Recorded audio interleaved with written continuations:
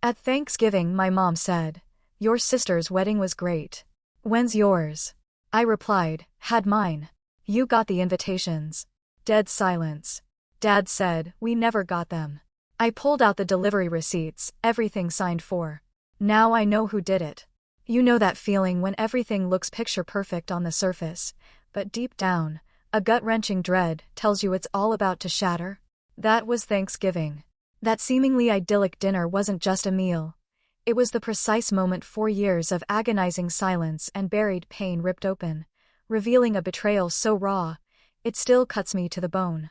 The turkey sat there, golden and completely untouched, a testament to a perfection that was about to unravel.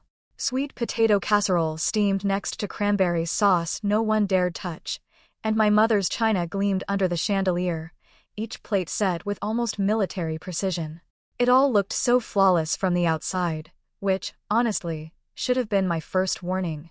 Then, my mom started talking, her voice taking on that particular, slightly rehearsed pitch she uses for very specific topics. Megan's wedding last spring was just beautiful, wasn't it?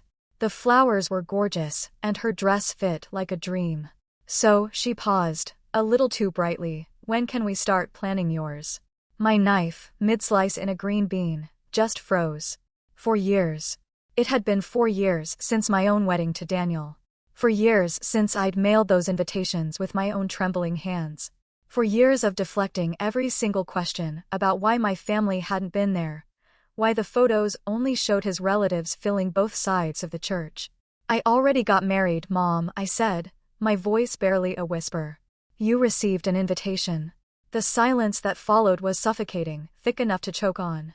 My father set his fork down with a soft clink that sounded like thunder in the sudden quiet. Megan's husband stopped chewing entirely. Even their 2 kids, who moments before had been fighting over the last dinner roll, went completely still. "We never got any invitation," Dad said slowly, his face drained of color beneath his tan. "Sweetheart, we would have been there. You know we would have." And something inside me just snapped. For 4 long years, I had carried the crushing weight of their absence. I'd walked down that aisle with Daniel's uncle, because my own father wasn't there. I'd watched Daniel's mother help me with my veil in the bridal room, her kindness somehow making the emptiness ache even more deeply. Every single "congratulations" had felt hollow because the people who raised me, the people who were supposed to be my foundation, hadn't bothered to show up. "You did get them," I finally said, and I surprised myself with how steady my voice was. "I have proof." My hands barely shook as I pulled out my phone. The screenshots were tucked away in a folder I'd simply labeled evidence, because even then, a part of me knew this day would come. Delivery confirmations from the postal service filled the screen. Each one showed the same address. The house where I'd grown up, where Mom and Dad still lived. May 20th, 4 years ago, I read aloud. Signature, M. Bradford. Megan went absolutely white. I mean, pure white, like someone had literally siphoned the blood right out of her face. She'd still been using her maiden name back then, hadn't officially changed it until after her own wedding that August. "That's impossible," Mom started, but her eyes had already darted towards my sister, a flicker of dawning horror. "Megan wouldn't. She couldn't have." "There's more," I continued, swiping to the next screenshot. Second invitation, sent 2 weeks later, because I thought maybe the first one got lost. June 2nd. Signed for by M. Bradford again. "I can explain," Megan stammered. "Can you?" The words flew out, sharper than I'd intended. "Can you explain why you signed for my wedding invitations and apparently threw them away? Can you explain why you let me believe for 4 years that my own parents chose not to come to my wedding?" Dad's chair scraped backward as he stood slowly, his face transforming from confused to furious in seconds. "Megan, please tell me she's wrong." My sister's mouth opened and closed like a fish drowning in air. Kevin, her husband, was frozen with his napkin halfway to his mouth. Emma, their daughter, who was 7 now, started crying, sensing the adult tension even if she couldn't understand it. Tyler, only 4, just looked confused by his sister's tears. "I was getting married," Megan finally whispered, her voice barely audible. "My wedding was that same summer. Mom and Dad were already stressed about money and planning, And then your invitation showed up, talking about this big church ceremony and a reception at the Riverside Inn. I just thought. You thought what? I demanded. The green beans on my plate had gone cold. Everything felt cold. That you could just erase my wedding? Pretend it wasn't happening. You were always Dad's favorite, she shot back, her voice suddenly shifting from apologetic to defensive, a bitter edge appearing. Everything you did was special. Your art projects went on the fridge. Your report cards got celebrated. When you said you were engaged, Mom started talking about saving extra for your wedding before I'd even set a date. So you sabotaged mine? I honestly couldn't process what I was hearing. You let me think my parents didn't love me enough to show up for 4 years? Mom had started crying openly now. Dad stood gripping the back of his chair so hard his knuckles were white. Emma and Tyler were both sobbing, and Kevin, to his credit, looked utterly mortified by his wife's confession. I didn't think it through, Megan said desperately. I panicked. My wedding was in August, and yours was in July, and I just kept thinking about how you'd show me up again. How your wedding would be the one everyone talked about. So, when the invitations came, I signed for them and I threw them away. Both times, I said flatly. Both times, she confirmed in a whisper. The admission hung in the air like smoke. I could feel my heartbeat hammering in my temples, a steady throb that matched the rage building in my chest. Years of confusion suddenly clicked into place like puzzle pieces I'd been trying to force into the wrong spots. Do you remember what you told me when I called asking if they'd arrived? My voice had gone quiet, which somehow felt more dangerous than yelling. You said, and I quote, "Yeah, Mom and Dad got them. They're really busy with work stuff right now." You looked me in the eye and lied. Megan's face crumpled further. I know. You know. I pushed hard. I remember exactly what I said, because I've replayed that conversation 1,000 times. Just that conversation? Because there were others. The words started to tumble out, each memory like pulling shrapnel from an old wound. There was the time I called Mom's cell and you answered. Said she was in the shower, but you'd have her call me back about wedding details. She never called. There was the time I texted Dad asking if he'd gotten fitted for a tux yet, and you texted back from his phone saying he'd handle it. There was the bridal shower I tried to plan where you told me Mom said she couldn't make those dates work. Kevin had gone pale listening to this litany of deceptions. Even Megan's kids had stopped crying, sensing something far bigger than a simple argument was unfolding. How many times? I demanded. How many times did you intercept my calls, my texts, my attempts to include our parents in my wedding? I don't know, Megan whispered. A lot. Maybe a dozen times. I deleted messages. I made excuses. I told you they were supportive but busy. Whenever you asked. Mom made a sound like she'd been punched. You used my phone? You answered for me. You left it lying around, Megan said defensively, then seemed to realize how that sounded. I'm sorry. I know that's not an excuse. I violated your privacy and Sarah's trust. She trailed off, apparently running out of ways to explain the inexplicable. Dad's grip on the chair had loosened slightly, but his face remained stony. What about the calls Sarah mentioned? When did those happen?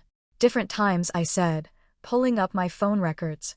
See, June 8th, I called Mom's number, talked for 6 minutes. Except it wasn't Mom, was it? Megan shook her head miserably. June 15th, texted Dad about meeting Daniel's family. Got a response that said, sounds good. Proud of you, kiddo. Dad hasn't called me kiddo since I was 12. Dad's expression shifted from angry to utterly devastated. I would have moved meetings to be there.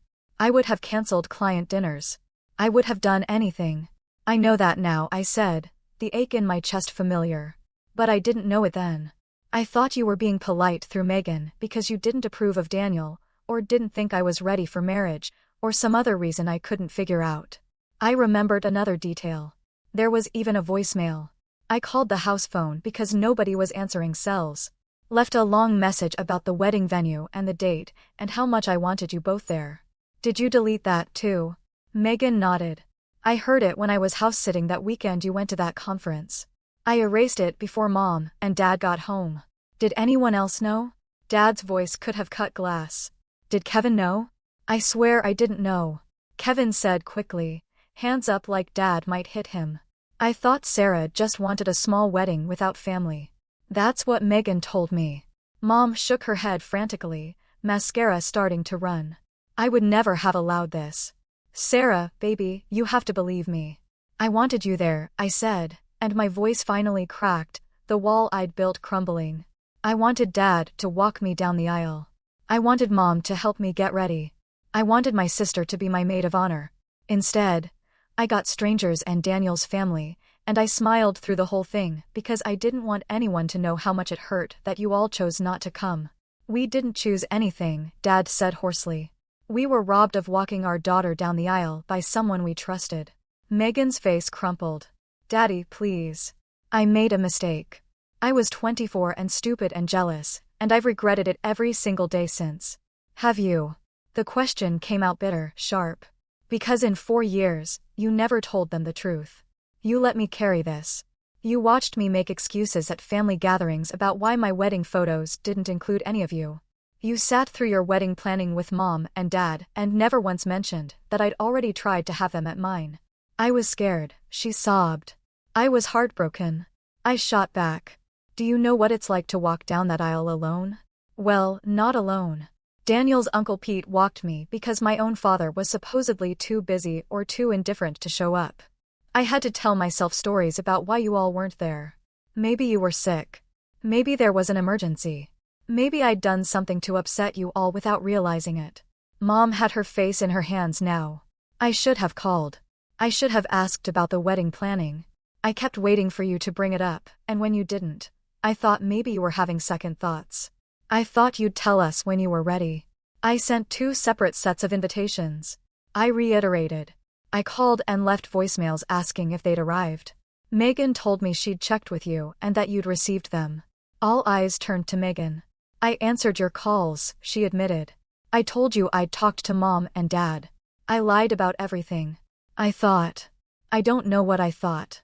That maybe you'd postpone or something. That maybe you'd have a small ceremony and do a bigger one later. I didn't plan this out. It just kept spiraling. My wedding wasn't a trial run, I said coldly. It was my actual wedding. The one that counted. The one where Daniel and I promised our lives to each other in front of God and everyone who actually bothered to show up. Sarah, please, Megan begged. I'll do anything to make this right. You can't make this right, I told her, my voice flat. That day is gone. Those moments are gone. I'll never get to see Dad cry when he gives me away. Mom will never get to fix my veil. You destroyed something that can't be rebuilt. Kevin wrapped his arms around his crying children. The turkey continued to cool on the table, gravy congealing on its skin. Someone's phone was buzzing repeatedly in the other room, but nobody moved to answer it. I think we should leave, Kevin said quietly to Megan. This isn't the time or place. No, Dad said sharply, his voice commanding the room. You don't get to run away from this. Sarah deserves answers. Sarah deserves an actual explanation, not just tears and excuses.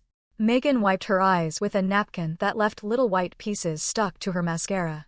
What else do you want me to say? I was jealous. I've always been jealous of Sarah. She got better grades without trying. She got into her first choice college while I barely graduated. She met Daniel and fell in love while I was still dating losers. And then she got engaged, and I had just gotten engaged to Kevin, too. And for once, I wanted something to be about me. Your wedding was about you, I countered, the irony searing. Nobody competed with that. I came. I smiled. I gave you a mixer from your registry and a generous check, because I wanted you to be happy. I danced with Emma and Tyler, played games with them during the reception, and told everyone what a beautiful bride you were. What did you give me? Sabotage and lies. Your wedding was in July, she said weakly. Mine was in August. Everyone would have been talked out about weddings by the time mine happened. You always take up all the oxygen in every room. Then you should have talked to me, I said, my voice rising slightly. You should have told me you were worried about timing. We could have worked something out. Maybe I would have moved my date. Maybe we would have figured out how to celebrate both. Instead, you chose to destroy something precious to me because you couldn't handle the idea of sharing attention. The weight of those lost possibilities settled over the room. I thought about the version of events that could have existed if Megan had just been honest. Daniel and I had been flexible about dates. We'd chosen July because the venue had availability, not because it was particularly meaningful. If Megan had just asked, if she'd explained her concerns like a rational adult, we probably would have happily moved it to September, or even the following spring. Did you enjoy your wedding? I asked suddenly. Was it everything you wanted? Megan looked confused by the question. Yes, it was beautiful. You were there, I said simply. I was. I stood in your receiving line and complimented your dress. I gave a toast at the rehearsal dinner about how happy I was for you and Kevin. I made sure the photographer got good shots of your cake cutting. I did all of that while believing my own parents had chosen to skip my wedding just 6 weeks earlier. Kevin closed his eyes. Oh God. Yeah, I said, a bitter laugh escaping. I smiled through your entire wedding while my heart was broken. I watched Dad walk you down the aisle and wondered what I'd done to not deserve that same moment. I saw Mom crying happy tears during your vows and assumed she just loved you more than she loved me. Stop, Megan begged. Please stop. Why? The question came out harsh. Does it hurt to hear? Does it make you uncomfortable to realize what your jealousy cost me? Because I lived with that pain for 4 years, Megan. For years of thinking I wasn't enough for my own family. Mom had composed herself slightly, though her mascara was ruined beyond repair. What else did we miss? Besides the ceremony and reception. Everything, I said simply. The engagement party Daniel's parents threw where his whole family came, but mine didn't. The dress shopping trips where I pretended I wanted to go alone. The cake tasting where it was just me and Daniel, because I convinced myself you all were too busy. The rehearsal dinner where I made excuses about why my family couldn't make it from out of town, even though you live 20 minutes away. I pulled up more photos on my phone, ones I hadn't shown them yet. Here's me at the bridal salon with Daniel's mom and aunt. Here's the bachelorette party his sister organized, because I told everyone mine couldn't come. Here's the morning of the wedding where his cousin did my makeup, because I didn't have a mother or sister to help. Each photo was another small knife. Mom and Dad looked at them with expressions of increasing anguish. Megan had her face in her hands now, shoulders shaking with sobs that no longer garnered any sympathy from me. Mom had stopped crying. Her face had settled into something hard and disappointed. You're going to apologize to your sister properly. I just did. Megan protested, muffled by her hands. No, Mom said firmly. You explained yourself. You made excuses. You cried, but you didn't actually apologize for the harm you caused. You didn't acknowledge what you took from her, from us, from this family. Dad nodded slowly. You stole something from all of us. I'll never get to walk my daughter down the aisle. Your mother will never get those mother of the bride moments. We missed everything because you were too selfish and cowardly to deal with your own insecurities like an adult. I'm sorry, Megan said, and finally, she sounded like she meant it. Sarah, I'm so deeply sorry. What I did was unforgivable. I took something beautiful from you because I was scared and petty, and I don't know how to make it right. You can't, I repeated, the finality in my voice chilling. But you can start by telling the truth to everyone. Aunt Linda, Aunt Rachel, Grandma Joyce, all our cousins, everyone who's asked me over the years why my parents weren't at my wedding. You're going to tell them what you did. Her face went pale again. That's humiliating. Good, I said simply. You've humiliated me for 4 years. You let me field questions and pitying looks. You let people think my parents didn't care about me. Now you get to explain why that was a lie. Sarah, Mom started, but I shook my head. No, this is non-negotiable. She either tells the truth or I will. But the truth is coming out either way. Kevin cleared his throat. She'll do it. We'll call everyone and explain. Right, Megan? Megan nodded miserably. Her kids had stopped crying and were just staring at their mother like they'd never seen her before. Maybe they hadn't. Maybe this was their first glimpse of the person behind the mom who made them lunch and braided their hair. I want to see the photos, Mom said suddenly. From your wedding. I want to see everything we missed. I don't know if that's a good idea, I started. Please, she said, her voice pleading. Let me see my daughter in her wedding dress. Let me see the ceremony and the reception, and all the moments I should have been there for. I hesitated, then pulled up the album on my phone. Mom and Dad crowded close, scrolling through images of a day that felt like it had happened a lifetime ago. There I was in my dress, white lace with a sweetheart neckline, and a train that had taken 2 people to bustle. There was Daniel in his tux, grinning like he'd won the lottery. There were his parents, beaming in the front row. And there was the empty space where my family should have been. "You were so beautiful," Mom whispered, tears in her eyes. "Daniel's Uncle Pete did a good job walking you down," Dad said, and his voice broke completely. "But it should have been me." "Yes," I agreed, a fresh wave of grief washing over me. "It should have been." We sat there in that ruined Thanksgiving, scrolling through wedding photos none of them had seen. Megan watched from across the table, her face a mixture of guilt and grief.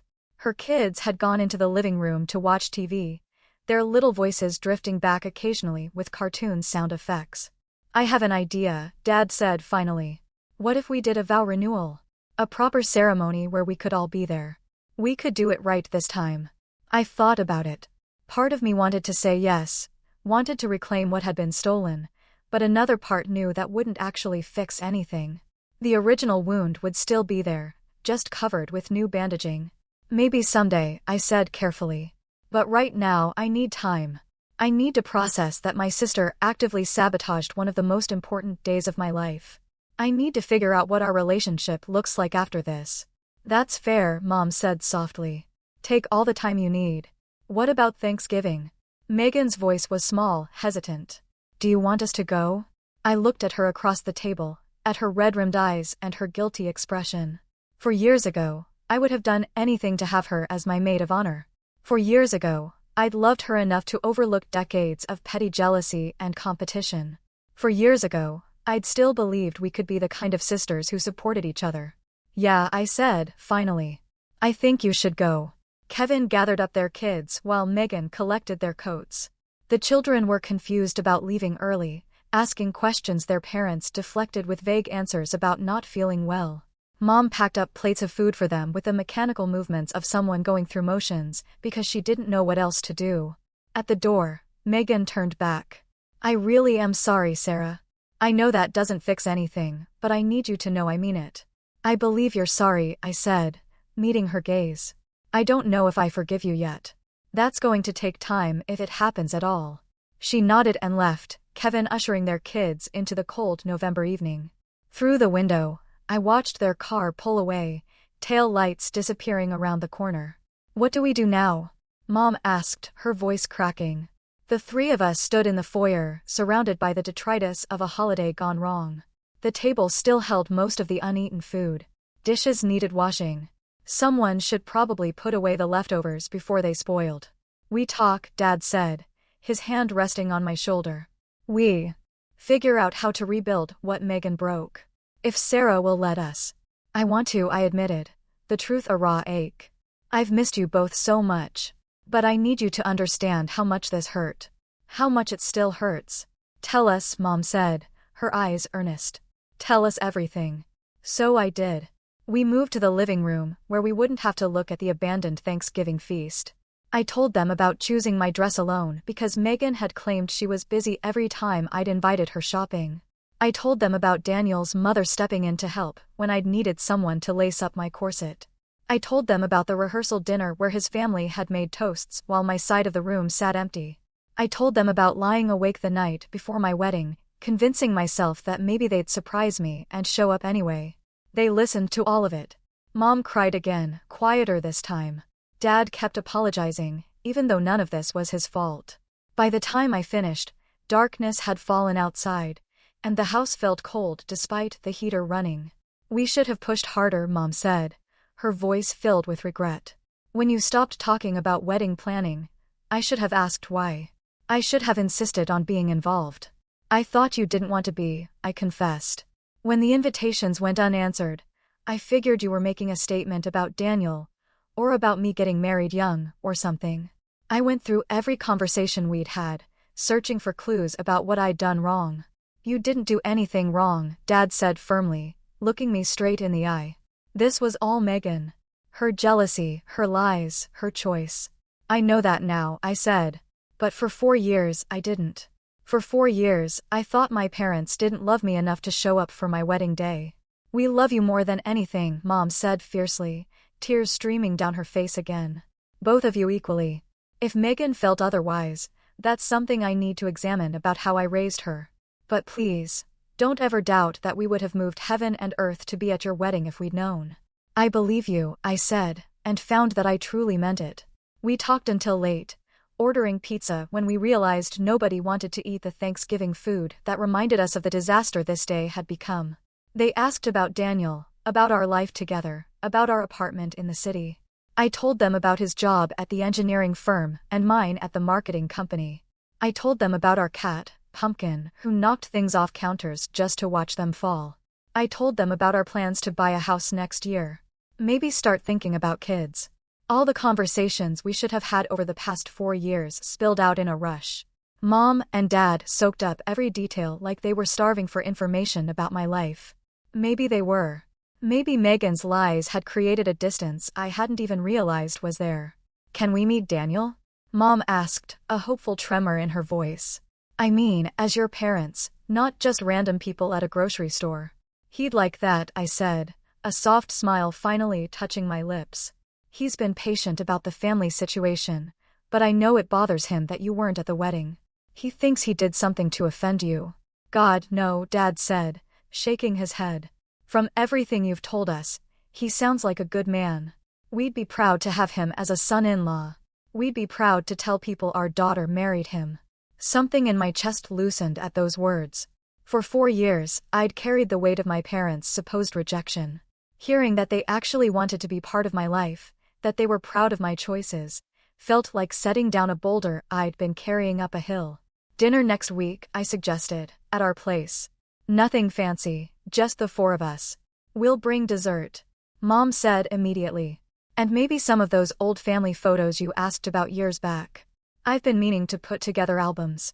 I'd like that, I said. Dad hugged me then, the kind of crushing embrace that made my ribs ache. I'm so sorry, sweetheart. I'm sorry we missed your special day. I'm sorry we let you down, even if it wasn't our choice.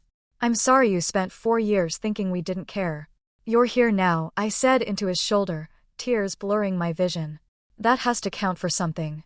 When I finally left their house, the night air smelled like wood smoke and fallen leaves. My car started on the first try, which felt like a small miracle after everything else. The drive home gave me time to process, to let the evening's revelations settle into something I could carry. Daniel was waiting when I got home, sprawled on our couch with Pumpkin draped across his lap. He took one look at my face and held out his arms. I collapsed into them gratefully. That bad? He asked, his voice soft. Actually, I said slowly, burying my face in his chest, it might end up being good eventually. After a lot of therapy and some serious conversations. I told him everything. He listened quietly, occasionally interjecting with questions or observations. When I got to the part about Megan's confession, his jaw clenched hard enough I heard his teeth grind. I should have known something was wrong, he said. The way you deflected questions about your family. The way you never wanted to visit them. I was protecting you from my dysfunction, I admitted. Or what I thought was dysfunction. Turns out it was just Megan. Do you want to do the vow renewal your dad suggested? He asked, stroking my hair. Maybe, I said. Not anytime soon, but maybe eventually. When things have healed a bit, it might be nice to have pictures with my parents there. To let your Uncle Pete be a regular guest instead of standing in for my absent father. Whatever you want, Daniel said, squeezing me tight. I married you in a courthouse or a cathedral. The venue doesn't matter. You do. We sat there in comfortable silence, Pumpkin purring between us. Outside, the neighborhood was settling in for the night. Lights clicked off in windows. Cars pulled into driveways. Families gathered around their own tables, hopefully with fewer explosions than ours had experienced. My phone buzzed with a text from Mom. Thank you for staying and talking. We love you so much. See you next week. I typed back a heart emoji and set the phone aside. Tomorrow I'd have to figure out how to navigate this new reality where my parents knew the truth and Megan had to face consequences for her actions. Tomorrow, I'd have to decide whether I wanted to pursue a relationship with my sister or whether some betrayals were simply too fundamental to overcome. But tonight, I just sat with my husband and our cat in our little apartment and felt grateful that the truth had finally come out. For years of carrying that weight had left me exhausted in ways I hadn't fully recognized. Having it lifted, even in such a dramatic fashion, felt like I could breathe properly for the first time since my wedding day. The weeks that followed were complicated, to say the least. Megan did as she promised and called our relatives to explain what had happened. The family responded with a mixture of shock and anger. Aunt Linda called me crying, apologizing for ever believing that I'd simply chosen not to include family in my wedding. Grandma Joyce sent a scathing letter to Megan about family loyalty and trust. Cousins reached out through social media, asking for wedding photos they could finally see. Mom and Dad came to dinner the following week as planned. Daniel had stressed about it, cleaning the apartment 3 times and changing his shirt 4 times before they arrived. But the evening went smoothly. Dad and Daniel bonded over a shared love of terrible action movies. Mom admired the way I'd decorated our space and offered some curtains she'd been storing that would match our color scheme perfectly. It felt normal, in a way I'd forgotten was possible. Just a daughter having her parents over for dinner with her husband. Simple and ordinary and, in its own way, perfect. Megan and I didn't talk for a while. She sent texts occasionally, apologizing again or asking how I was doing. I responded politely but distantly. Some wounds needed time to even begin healing, and I wasn't ready to pretend everything was fine between us. Kevin called once to apologize for his wife's behavior. He sounded genuinely devastated by what had happened. I told him I didn't blame him and that I hoped he and the kids were okay. He admitted that Megan had started therapy to work through her jealousy issues, and that they were doing marriage counseling too. I wished him well, and, surprisingly, I meant it. 3 months after Thanksgiving, Mom suggested having lunch with just her and Megan. A chance for us to talk in a neutral environment with a mediator present. I thought about declining, but Daniel encouraged me to at least consider it. You don't have to forgive her, he said. But maybe hearing her out could give you closure one way or another. So, I agreed. We met at a cafe downtown on a cold February afternoon. Megan looked thinner than I remembered, her face drawn with stress. Mom sat between us like a referee at a boxing match. Thank you for coming, Megan said quietly, her voice hoarse. I know you didn't have to. Mom asked me to, I said honestly. I'm here for her, not for you. She flinched but nodded. Fair enough. I've been working with a therapist, trying to understand why I did what I did, why I was so threatened by you, she prompted. She says it stems from childhood stuff, feeling like I always came in second. But that's an explanation, not an excuse. You didn't deserve what I did to you, no matter how insecure I felt. No, I didn't, I agreed. Is there anything I can do? She asked desperately. Anything at all to make this even slightly better? I thought about it while sipping my coffee. What did I want from her? An apology? I had that multiple times. An explanation? That too. Consequences? She'd face those from the family. What was left? I want you to be genuinely happy for me, I said finally, looking directly into her eyes. Not fake happy where you smile and seethe inside. Actually happy when good things happen in my life. Can you do that? I want to, she said. I'm working on it in therapy. Learning to celebrate other people's success instead of seeing it as my failure. Then start with this, I said, putting my coffee cup down. Daniel and I are buying a house. We close next month. I'm telling you this before we tell the rest of the family. Can you be happy for us? I watched her face carefully. Something flickered there, some old, familiar jealousy. But then she took a breath and smiled. And this time, it looked almost genuine. That's wonderful, she said. Congratulations, both of you. You deserve a beautiful home together. Thank you, I said, and found myself meaning it. We didn't magically become close again overnight. The trust she'd shattered would take years to rebuild, if it ever fully did. But we started texting occasionally. She sent a housewarming gift when we moved in, a nice picture frame with a note that said simply, "For making new memories." Her kids drew us congratulations pictures that we hung on our refrigerator. On our 4th anniversary, Daniel surprised me with a vow renewal. Nothing elaborate, just a small ceremony in our backyard with close friends and family. This time, Dad walked me down the makeshift aisle between rows of folding chairs. Mom fixed my hair when the wind messed it up. Even Megan attended, staying quietly in the back with Kevin and their kids. Afterward, during the tiny reception, Dad pulled me aside. His eyes were wet behind his glasses. "Thank you for letting me do this," he said. "It doesn't erase missing the first time, but it means everything to be here now." "You were always here," I told him, leaning my head on his shoulder. "Just not physically. But you raised me to be someone who could stand up for herself, who could demand the truth. That was you at my wedding, even when you weren't there in person." He hugged me hard enough to wrinkle my dress. Mom joined us, and we stood there in a family embrace while the party continued around us. Out of the corner of my eye, I saw Megan watching with something that might have been longing or regret, or both. Maybe someday we'd find our way back to being real sisters. Maybe we wouldn't. Either way, I'd learned that I could build a family from the people who showed up for me, blood relation or not. Daniel's Uncle Pete was in attendance, naturally, holding court by the cake table. Daniel's parents fussed over the flower arrangements. Friends from work, mixed with college roommates and neighbors. This was my family now. The people who chose to be here, who celebrated my happiness without resentment, who showed up when it mattered. If Megan wanted to be part of that someday, genuinely and wholly, the door wasn't completely closed. But she'd have to prove she could handle it, that she'd really changed. For now, I had everything I needed. A husband who loved me, parents who were making up for lost time, and the knowledge that I was strong enough to demand the truth, even when it hurt. That Thanksgiving dinner had been the worst holiday of my life. But it had also set me free from 4 years of carrying someone else's lies. And that, I decided, as Daniel spun me around our backyard dance floor while our loved ones cheered, was worth every painful moment.